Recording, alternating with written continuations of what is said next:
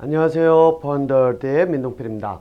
오늘은 제가 좀 공부 방법 중에서 한 가지 제가 이제 이름을 붙인 게 뭐냐면은 목표 지향적 두뇌 기능 이렇게 이제 잡았는데 이게 오늘 제목입니다. 목표 지향적 두뇌 기능. 그러니까 공부 방법이 제가 지금까지 이야기했던 것들은 주로 이제 사고력에 대한 거죠. 네. 어떻게 하면은 사고력을 키울 수 있을까에 관한 것이었는데 오늘 제가 이야기하는 거는 사고력 쪽은 제가 지난번에도 이제 뭐 앞서서도 말씀드렸지만 오늘 좀 천재를 넘어서는 그런 쪽으로 가는 거고, 요거는 일상에서 여러분들께서 하실 수 있는 하나의 그 공부 방법입니다. 기본적인 공부 방법은 똑같은데 제가 왜 이 목표 지향적 두뇌 기능이라고 하는 것이 사실상 공부해서 이제 여러분들 오늘 얘기를 들어보시면은 아시겠지만은 이게 저거는 뭐 나도 할 수 있을 것 같은데, 그러니까 사고력은 시간도 좀 오래 걸리고 좀 체계적인 그런 훈련이 필요한데, 이거는 저거는 뭐 평상시 내가 봐왔던 거고 나도 할 수 있을 것 같은데 라고 하는 그런 생각을 하시는 분들도 있을 겁니다. 예. 그리고 실제로 요거는 제가 장담합니다. 뭐냐? 요거는요, 한 번만이라도 내가 요 과정을 끝내면은 그 다음에 내가 보는 시각이 확 달라지고 굉장히 많은 그 차이를 가져오게 됩니다. 공부뿐만 아니라 이 어떤 사물이나 이런 걸 보는 관점도 달라진다는 거죠. 예. 그래서 그 말 그대로 피라미드 구조가 있으면은 상위에 있는 사람들과 경쟁을 충분히 할 수 있을 그런 힘을 가지게 됩니다. 여전히 이제 피라미드 안에 있기는 하지만요. 자, 그런데 왜 제가 이 이야기를 지금까지 안 하고 있었는가라고 하면요. 이유는 이겁니다. 이제 실제 요 방법을 가지고 가면은 둘 중에 하나입니다. 내가 사고력을 가지고 가는 방향으로 공부를 계속 끌고 갈 수 있을런지, 아니면은 이 속에 빠져서 이 속에서 더 이상 진전 없이 헤어나오지 못할런지. 그리고 여기에는 또 두 가지가 있습니다. 그게 뭐냐면은 내가 말 그대로 상위로 올라가서 그 자리를 차지하고 그 위치에서 만족을 느끼면서 그 자리에 이제 머무는 형태고요. 또 하나는 뭐냐면은 올라가려고 하는데, 이제 목표 지향적인 거, 요거는 제가 제 예를 들어서 얘기를 해보겠습니다. 올라가려고 하는데 그게 잘 안 돼서 결국은 모든 것들을 그냥 털어버리는 그런 경우도 생긴다는 겁니다. 그래서 제 얘기는 이제 여기다가 제가 예를 들면요. 저는 목표 지향적 두뇌 기능이라고 하는 것, 이거 제가 스스로 찾아서 가는 과정까지는 굉장히 시간이 오래 걸렸습니다. 박사 과정에서도 그게 안 됐었고요. 박사 후 과정으로 갔을 때, 그 코넬에 있을 때 처음으로 그 방법에 대한 걸 익혔습니다. 저는 처음에 박사 과정을 하면서 이런 얘기를 들었습니다. 제 지도 교수가 너는 졸업하고도 내 추천서가 한 10년은 필요할 것이다 라고 했는데, 뭐 끝에 틀어지는 바람에 10년이 아니라 1년 후에도 추천서를 이제 뭐 결국은 이제 추천서를 받지도 않았고, 결국 그 상태로 이제 그 사람하고는 인연이 끊어져 가지고 지금까지 한 번도 연락을 해본 적이 없는 상황인데, 그 추천서라고 하는 것이 필요한 이유가 뭐냐면은 보통은 그거죠. 그 분야에서 내가 이 위로 올라가려고 하면 그 사람이 인정을 해줘야 되는 거예요. PhD라고 하는, 박사라고 하는 게 바로 그거거든요.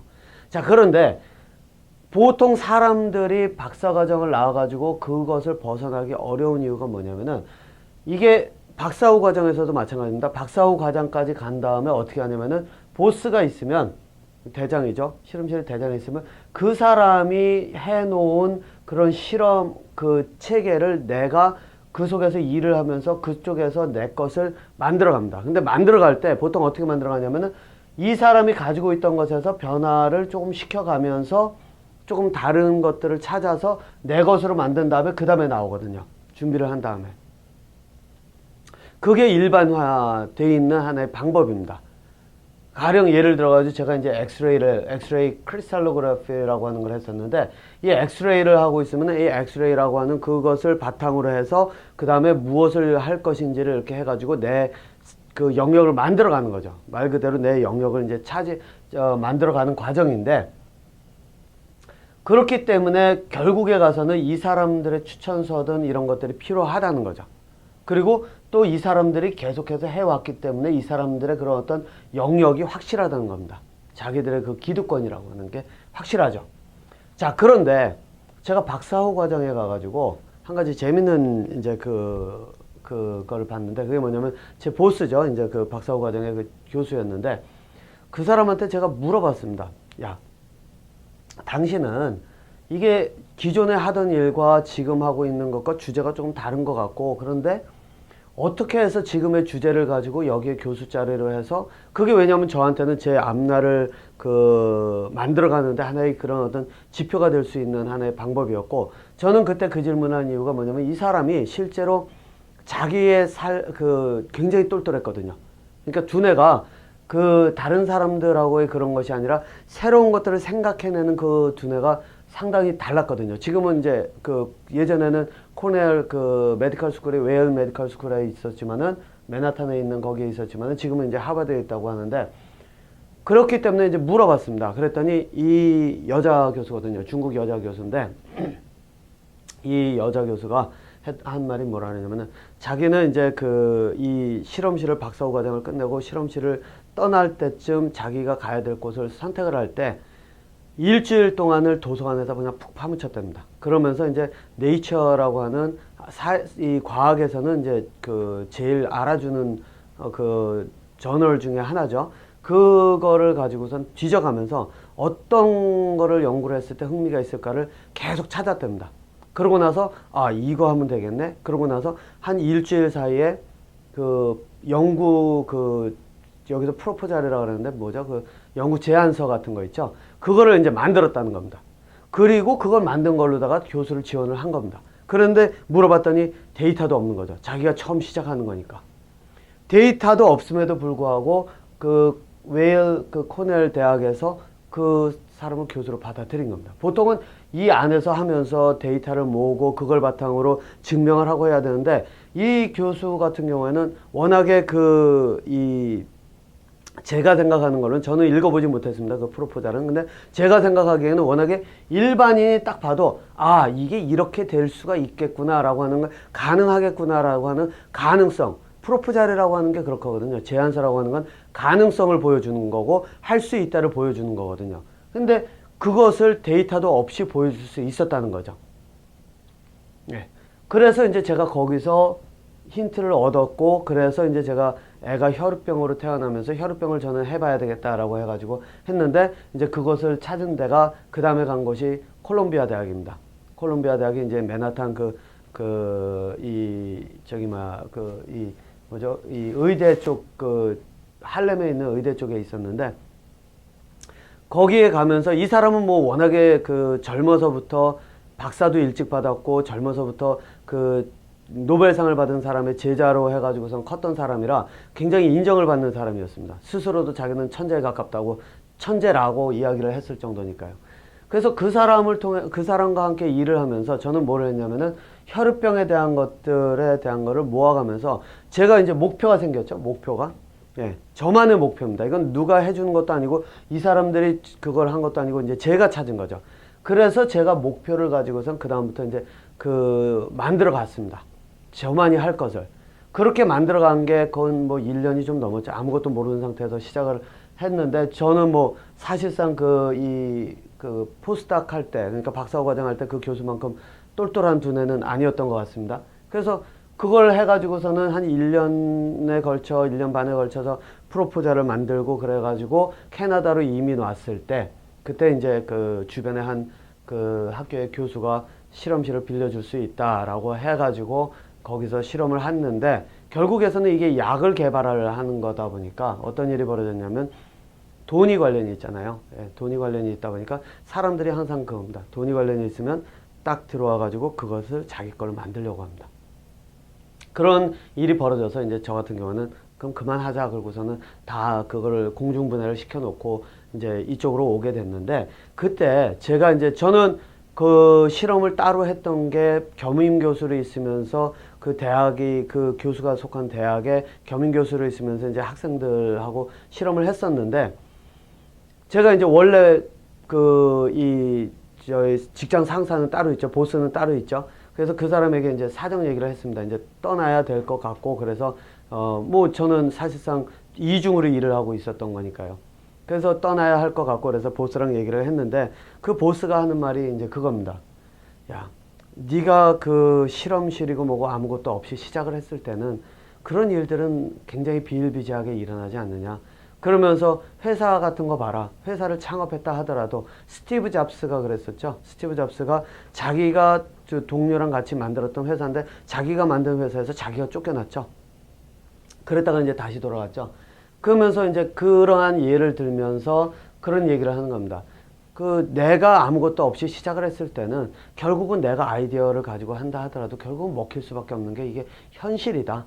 그래서 저는 그때 아는 게 이게 교수, 박사다, 교수다라고 하는 사람들의 세계도 다르지 않구나. 하지만 제가 그때 차이를 본 거는 뭐냐면요.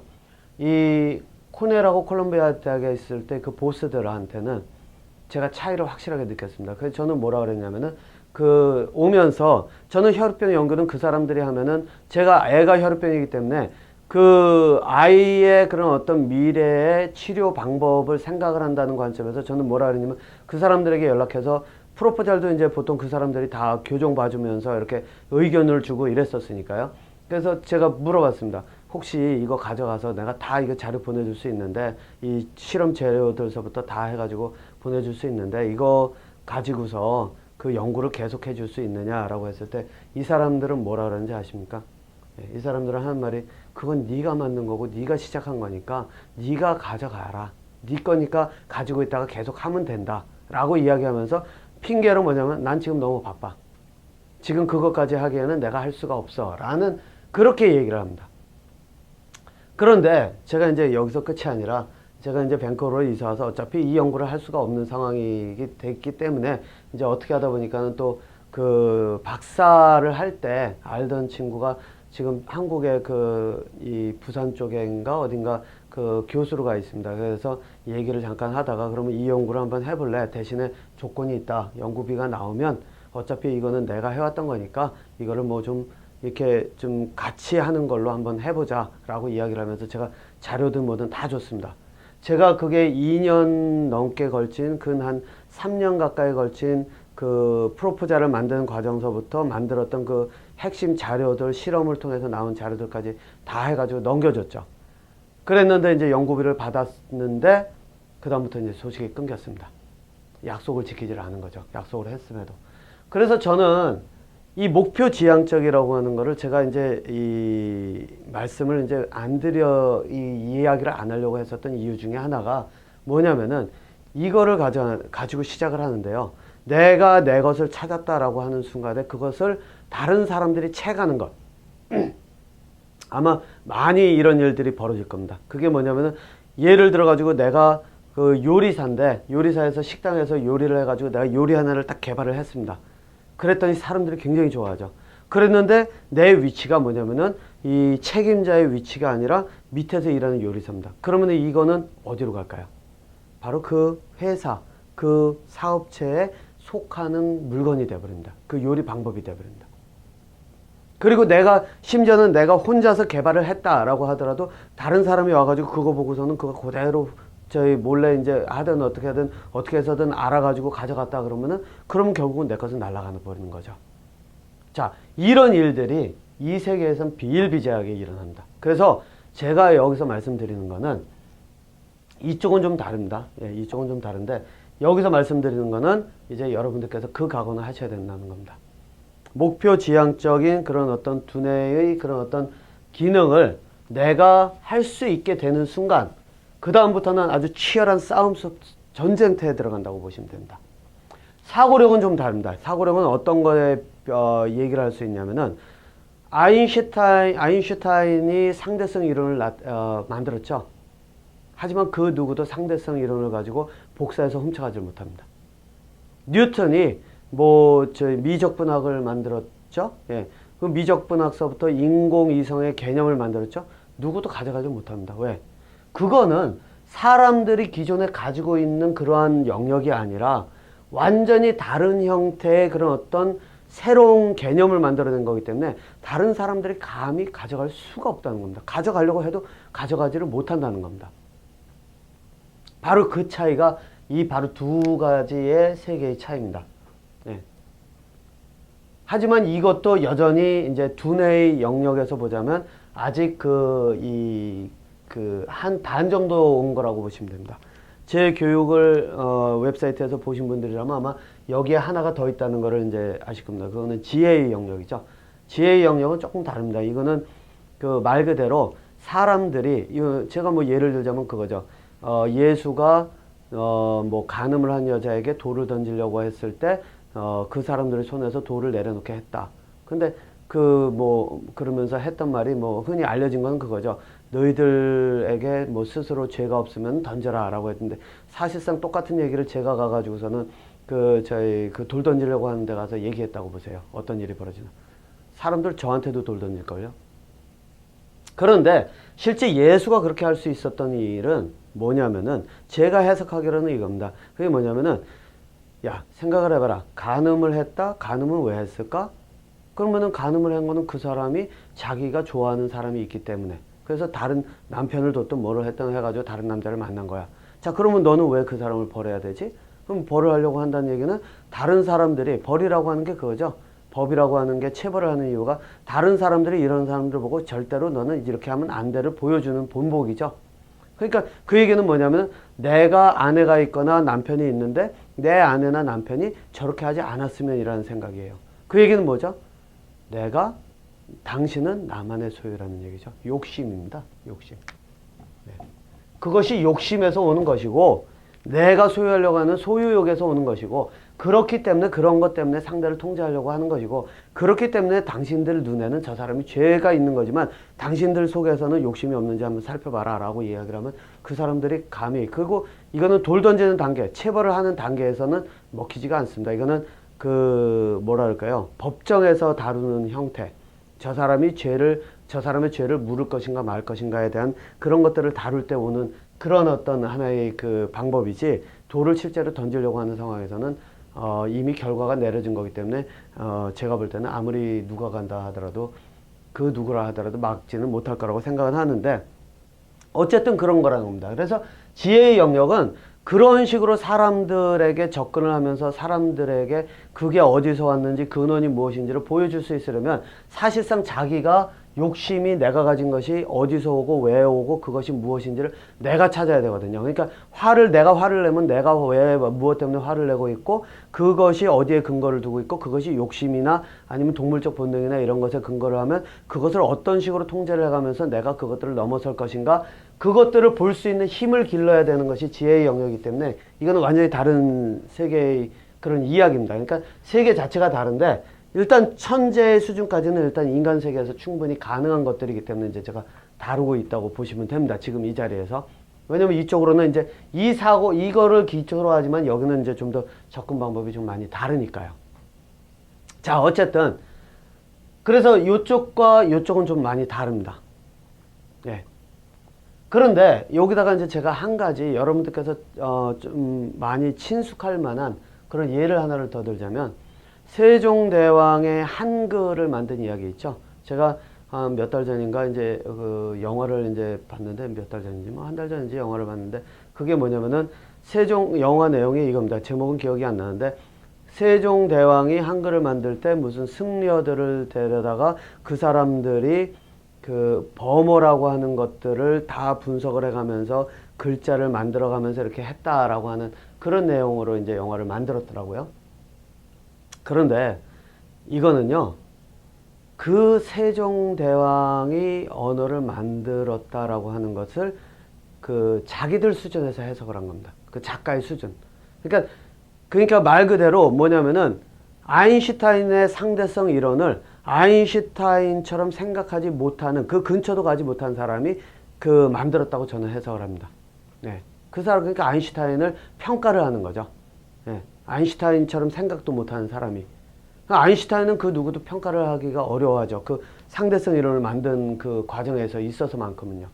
그 이유가 뭐냐면, 실제로 그 사고력까지 가지를 못했거든요. 자, 이 얘기는 제가 왜 예를 드느냐. 그거는 훈민정음 제가 기억나는 게 제일 첫 번째 만든 이유 중에 하나가 뭐라고 나왔냐면, 나라 그 말이 중국하고 달라서 이걸 만든답니다. 그러니까 지금 나라가 한국이라고 칠게요. 한국하고 중국하고 언어가 달라서 만든다예요.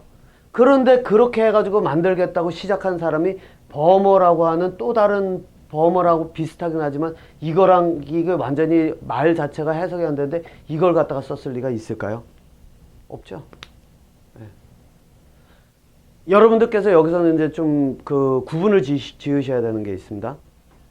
아인슈타인이 상대성 이론을 만들고 나서 그 상대성 이론을 만들고 나서 그것을 수학적으로 풀이를 한 것은 그 아내로하고 알려져 있습니다.